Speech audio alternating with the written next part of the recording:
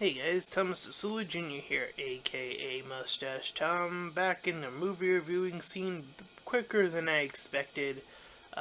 Put some stuff together, saw Rock Dog, uh, and I only saw Rock Dog because my personal YouTube subscription feed was filled with Power Ranger reviews, so I figured, might as well review something that I'm not seeing anywhere in my personal subscription feed. I'm pretty sure other people have reviewed Rock Dog, but this is going to be my review, so here we go. So, right from the trailer, I kind of felt like this is coming off of the success of Kubo and the Two Strings. Kubo making the guitar scene seem pretty popular, so Rock Dog, it felt like, was going to try to mimic that, as long with following pretty much the same plot as Hop, while also having the same intro as Kung Fu Panda with that sort of different art style and narration going on in the beginning.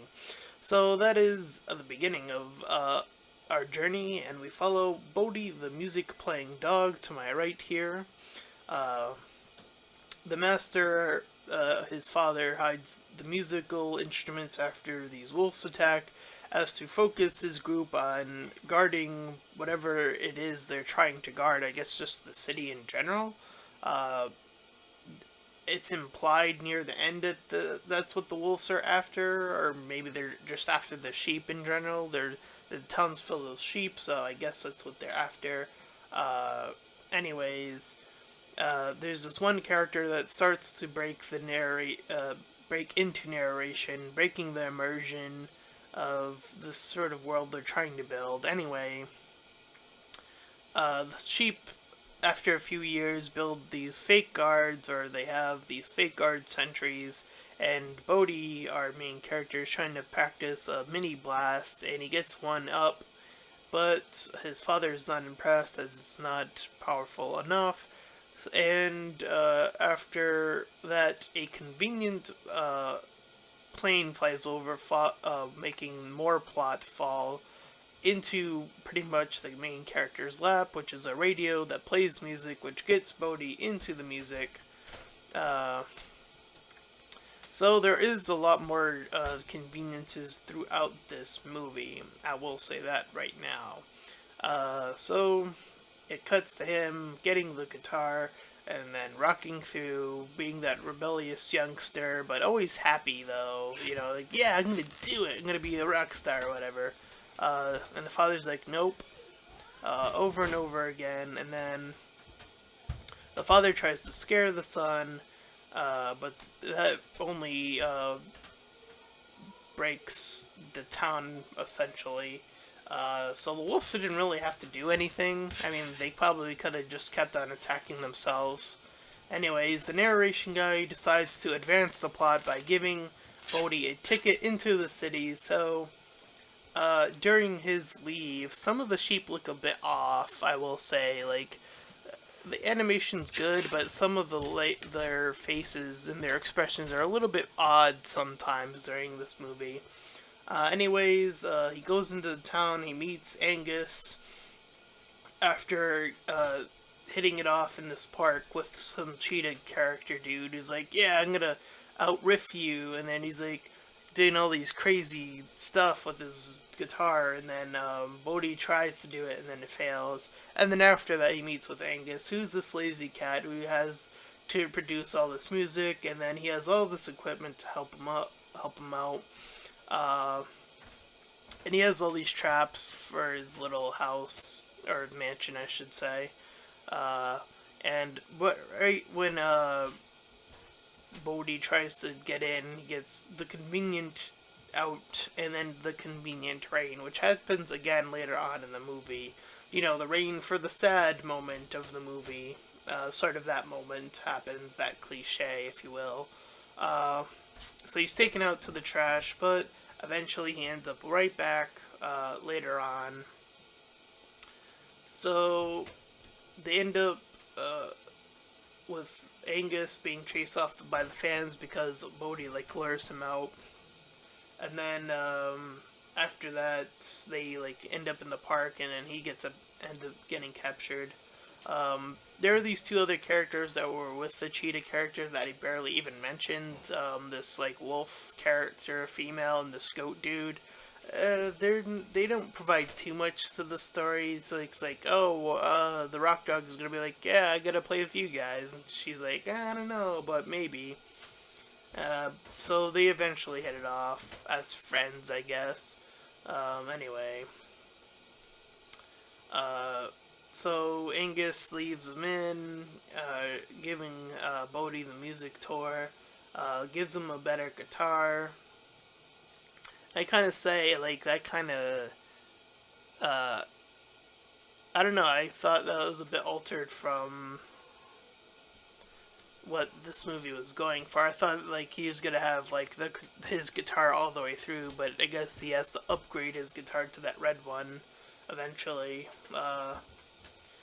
So I guess poster spoilers, I don't know. Anyway, so the cat gets captured by the wolves, and then they're like, we gotta get the dog, though. And then they capture the dog after, and then the fox and the goat are like, we gotta save our friend. And then Bodhi ends up in this arena with this big bear, I believe it was, and then he uses it to escape. And the wolves try to follow him.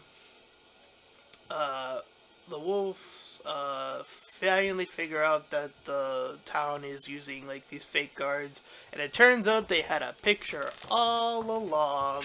So it was a case of just not paying attention to what you already had. So the wolves could have probably attacked a lot sooner if they had just noticed that. Anyways,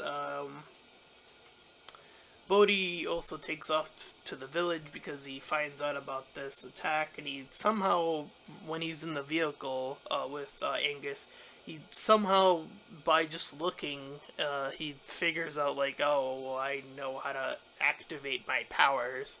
A pretty dull scene, pretty dull moment. They could have really, like, cemented a real good message at that point in the movie, but, they couldn't even pull that off, which kind of shocked me that they couldn't even deliver the message full on, they just kind of like, just whatever. Anyways, they have a little scene where they're running away.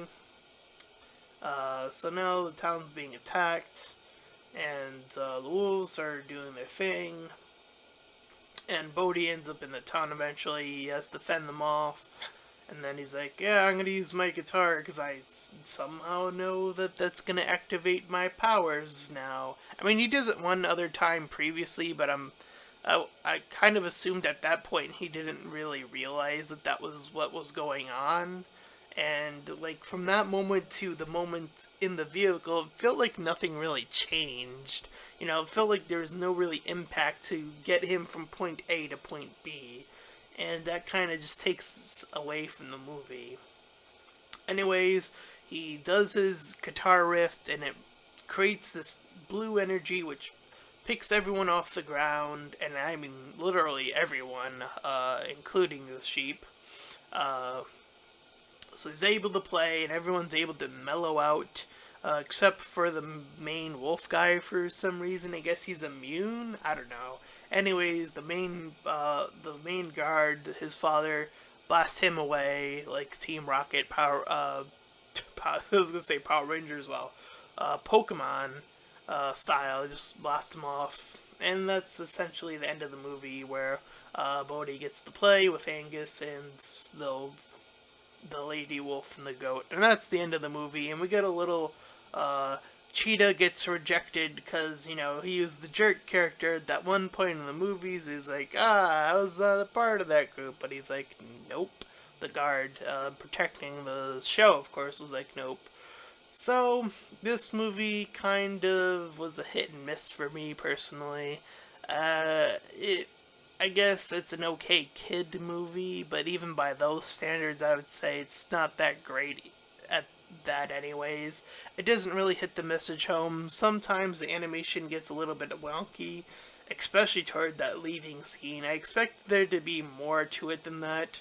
The main character kind of hits, like, the never give up attitude, and he never really hits a true low point, I feel, even with the rain cliche. And I feel like with that, it kind of just misses its mark, and because of that, it feels like animated movies so far, at least in 2017, with the exception of the Batman Lego movie, have been kind of falling flat from what I've been seeing. So I would give this movie a 4 out of 10. Just, it's not that great. And maybe I'll maybe push it to a 5 out of 10. I feel like, yeah, there are some moments okay enough. Yeah, somewhere between 4 and 5 out of 10. Uh, so I guess if you want to go Sir Rock Dog, if you haven't already, I guess go check it out. I don't know. Anyways, with that being said, I'm Thomas DeSilla Jr., aka Mustached Tom, and it's great to be back in the reviewing scene, and I'll see you guys next time. Bye!